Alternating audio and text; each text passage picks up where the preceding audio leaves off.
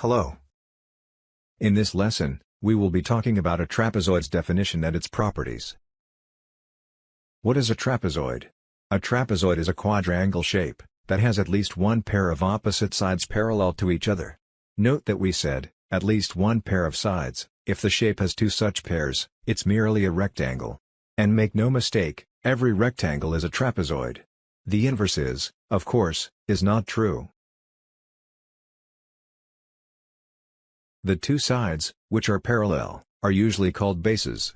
Usually, we draw trapezoids the way we have shown before, which might suggest why we often differentiate between the two by saying bottom and top base.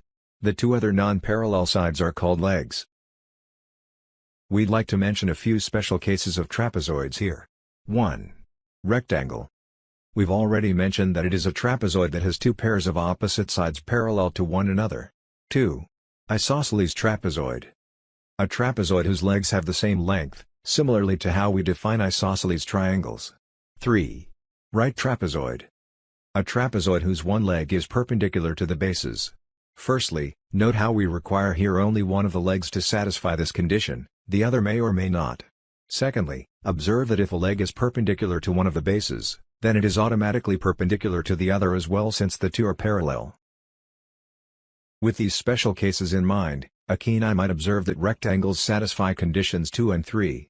Indeed, if someone didn't know what a rectangle is, we could just say that it's an isosceles trapezoid which is also a right trapezoid.